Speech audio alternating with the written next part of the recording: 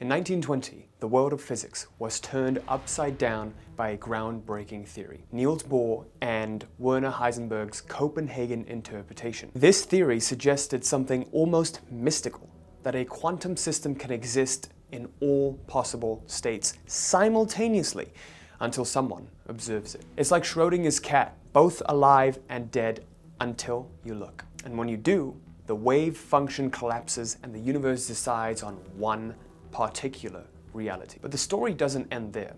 See, in 1957, Hugh Everett III introduced something even more mind-bending, the many worlds interpretation.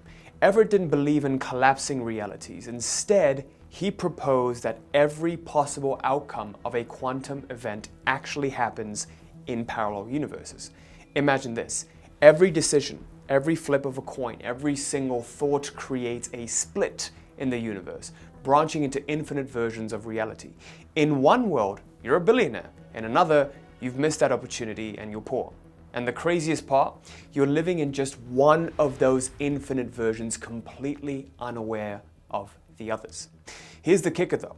Both of those theories revolve around a single concept: observation.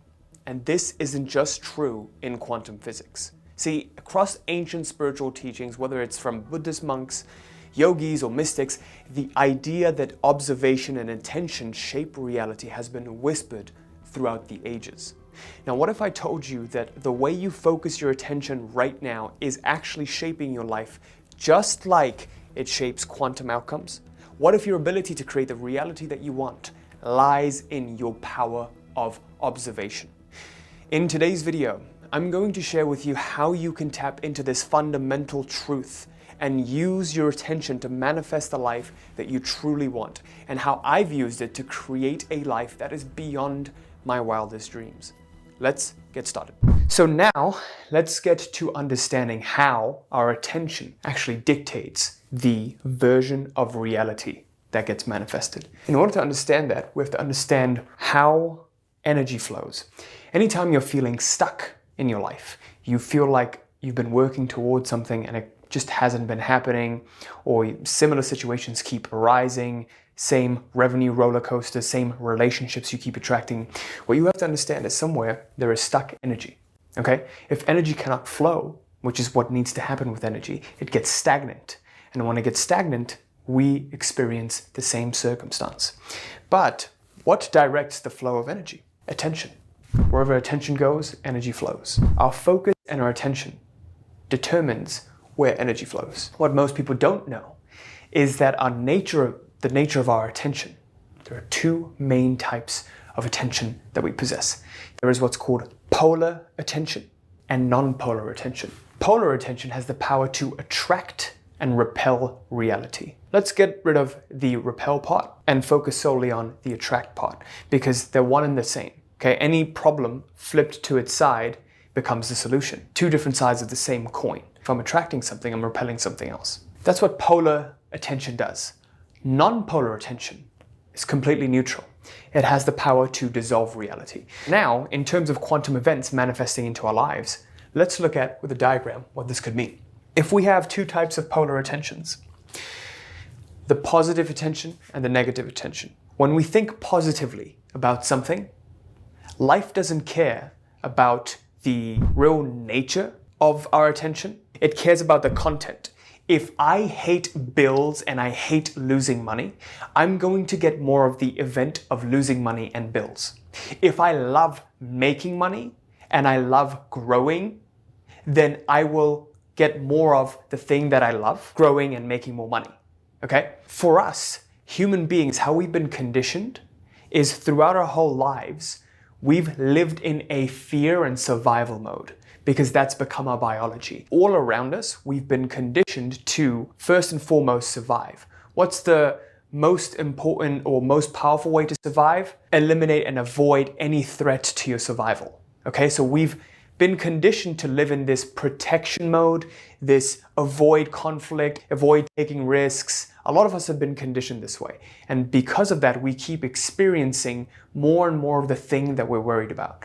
So just think about what you see on the news, think about what you read on social media, and think about why there's more fear-mongering than anything else going on. That's what others can hook onto, the pendulums, all of the societal conditioning around us. That's how they can manipulate us and influence us, when they can hook onto our fears. In fear, anger, and pride, we can be moved into action the most effectively. Please take a moment to reflect on that. There's so many prideful people who are ready to go to war to protect the thing that they love, and they're so proud of it, right? While that's great, it makes them blind to what's really going on. And it's very, very easy to get someone to do a certain desired type of action when they're angry. And it's very easy to make someone do a certain kind of action when they're fearful.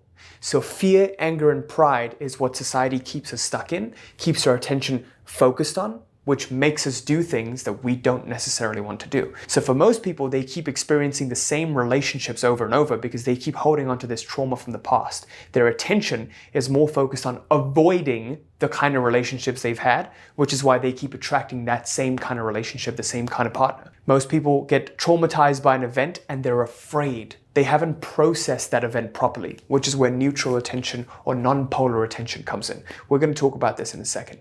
But for now, you have to understand there's two different types of attention, positive and negative. Life only cares about the content of our attention, what we're giving more attention to.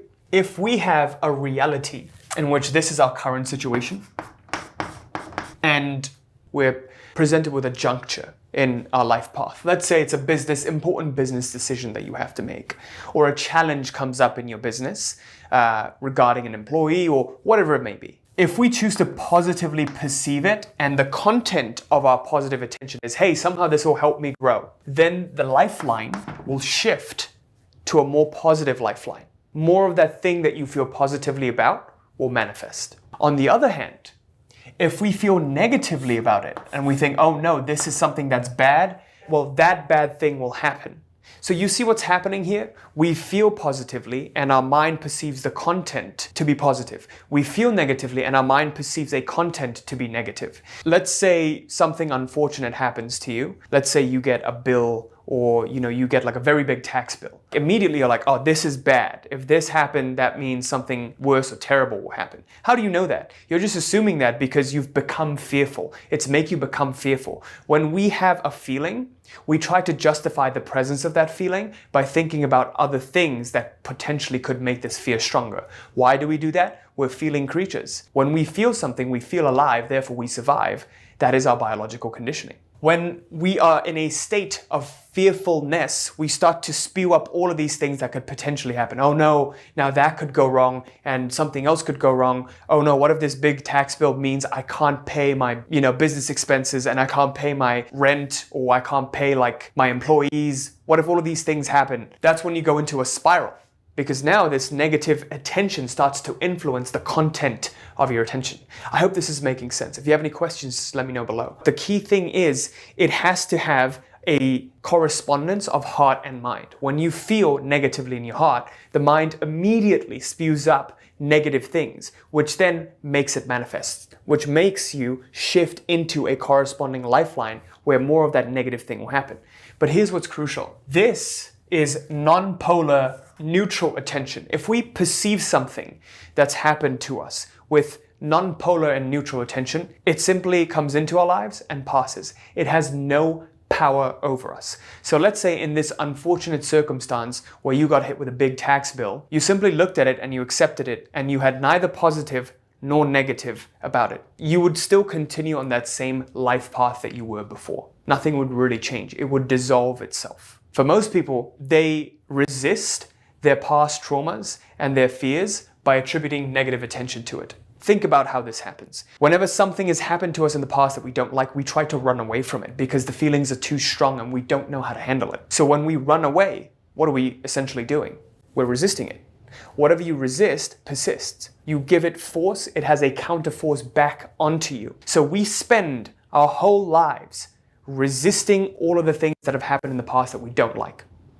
And we live from that place of trauma. And because of that, situations that affirm that trauma keep coming up. So an example that I can give you was, for me, was bullying. For my whole life, I used to tell myself, oh, I'm this way because I got bullied. I'm justifying my shortcomings because I was bullied as a kid. But then I realized what was happening and I flipped the script. And I said, you know what? Maybe this bullying was good for me. Immediately shifted positive lifelines. I started to go to the gym and work out. Oh, I have all of this grit and determination to be better and improve myself because I got bullied. Now my story's I've become successful at making these videos, being on camera, because when I was a kid, I got bullied for making YouTube videos playing the guitar, because that's what happened. And when I tell myself this story, and I really truly believe it, because there's always two different sides to the coin. Always up to you. It's your choice on how you perceive it. This is 100% in your control. How you choose to perceive something is 100% your responsibility. What happens after may not be.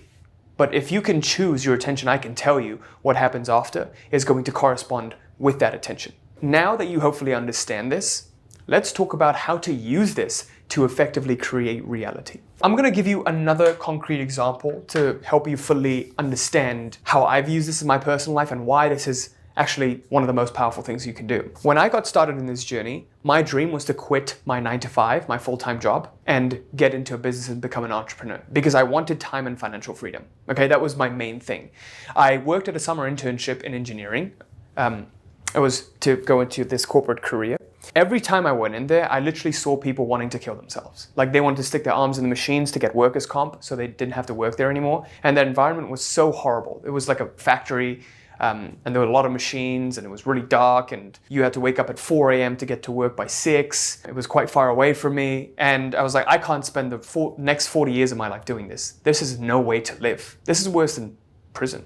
Okay, maybe not worse than prison, but it's kind of like prison. I then set a goal that, hey, I would by January 1st or like by May 2019, I had to make a certain amount. Told myself I want to make 5K a month because that's the income that I was getting from my internship. They offered me a full-time role after I graduate at 5K a month. And I told my parents, hey, if I can make 5K a month by myself after I graduate college, you can't give me shit for pursuing my own path. And brown parents are like, you know, they're in the struggle mentality, the work hard, the 9-to-5 mentality. So they were like, oh, like you're going to do that. What, by fucking making YouTube videos online on your computer? No, you have to fight and struggle to earn your place under the sun. I took it as a challenge and I started on this journey. And in January, I went all in. January of 2019, I went all in. And you can look back at my YouTube videos. And when I tried to go all in, at first there was some momentum and I remember signing my first client and my first coaching client. You know, 1 month I did 3K, which is getting pretty close. But then May of 2019 came by. And up until then, I was in this struggle mindset. I was always in this fear. My attention was always sucked in by the fear of failing and the fear of not, you know, performing and proving to my parents that I could do it. And by then, by May, I'd already made the decision that I wasn't going to go into the job. And I told my parents that I'm like, and you know what, I'm doing okay, and I can promise you by May I can make my first 5K month, and then you can't give me shit. That's what I did. I formally quit the job. I released that safety net from under me. The month of May came around, and I realized, you know, I was really struggling and fighting. But that's when the pressure was at an all-time high. I wanted to avoid failure like hell.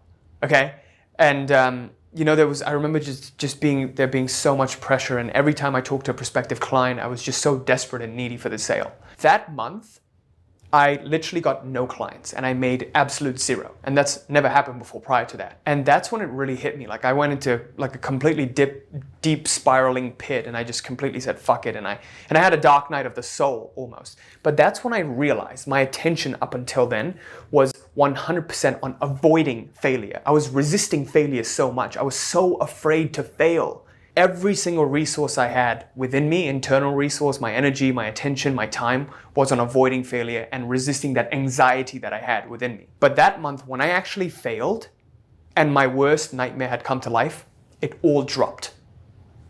This is it. Like I failed. I'm done.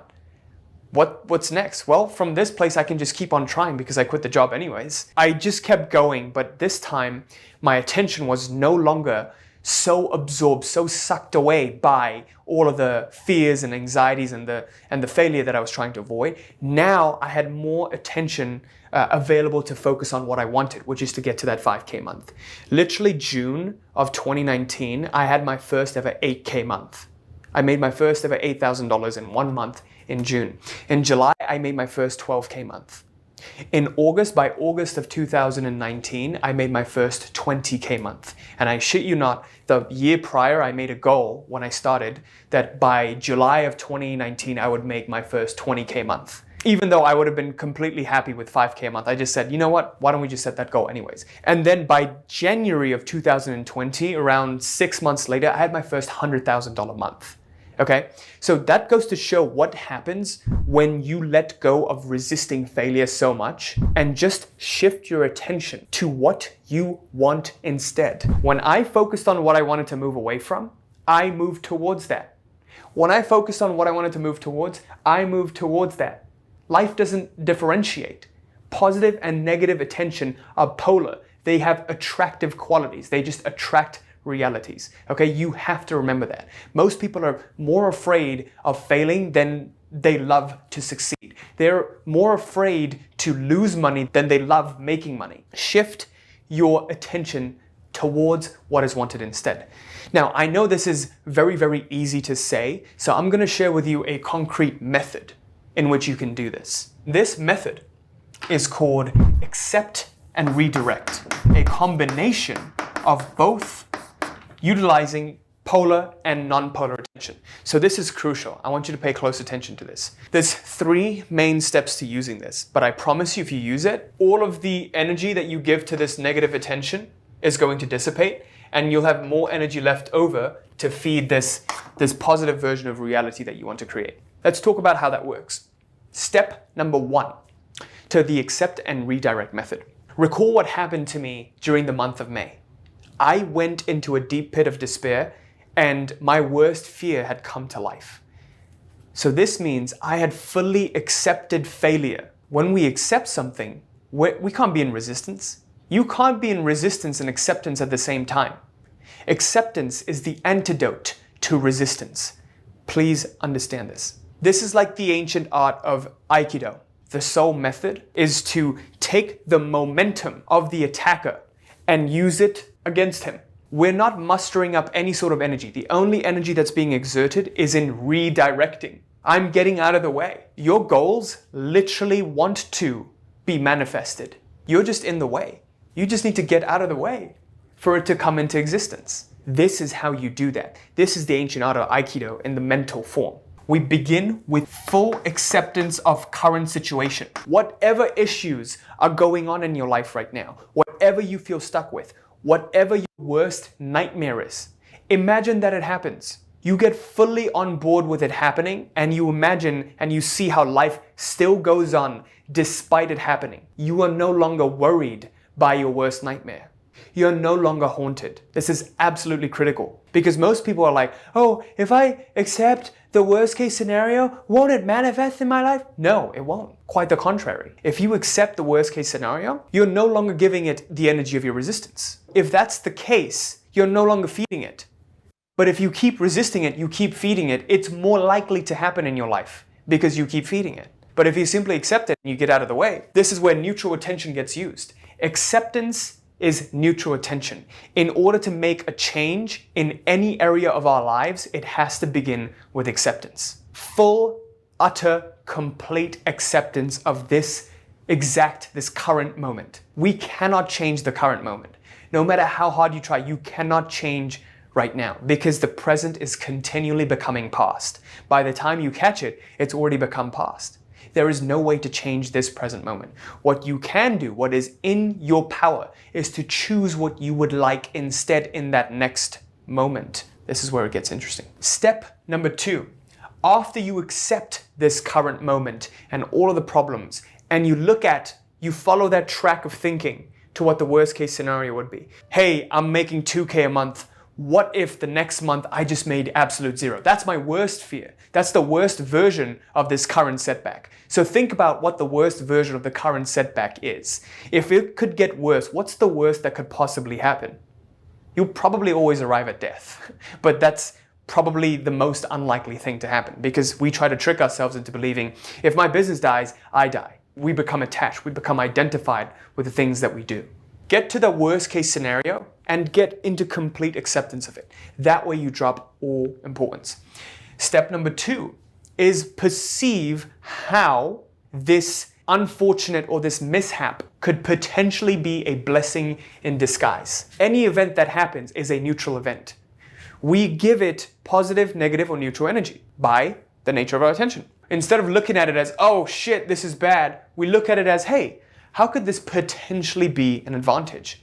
How could this potentially be good? Right now in our lives, my wife and I were going through a real tough time with real estate. So we signed a contract and we're about to close, and all of a sudden the buyer's not responding, the seller's not responding, and the seller's agent isn't responding. We assume they got a higher offer and they want to back out, but we don't want to take it to litigation, take it to court, because that's again 3 more months and that's just causing more problems. We could just cut our losses and back out. That's what's happening right now. You know, I look at it as this event that happened. We invested so much time and so much energy. My wife was so excited to get the house. How could this be a blessing in disguise? Maybe if we got into the house, something bad would have happened. Maybe there's something bad about the area that God, the universe, is preventing us from experiencing. Maybe there's a better house for us. Maybe there's a reason this happened. Have you ever considered that? Like any event that happens in your life, maybe this is happening for a reason. If you didn't miss that bus could have crashed or something bad would have happened, and the universe is trying to protect you from it.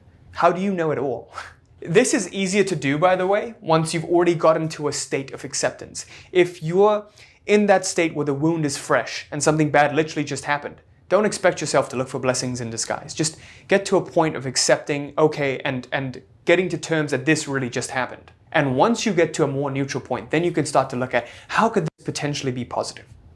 And then the step is continually redirecting our attention to what is wanted instead. If I could be in a place of full equanimity and full acceptance, now I have my attention freed up to fully choose what's wanted instead. Oh, this house isn't working out. What do we want? We want a house that is X, Y, and Z and has all of the qualities that we're looking for. Once you get really, really good at doing this, you become unstoppable. Nothing can stop you. This whole process determines which life path that you follow, which quantum event manifests, which quantum event you experience in your life. And this all has to do with your attention. There is a great reason why so many cultures, so many ancient religions even, they talk about attention. They talk about attending to something. They talk about giving something your attention or observing it, being in an observation mode.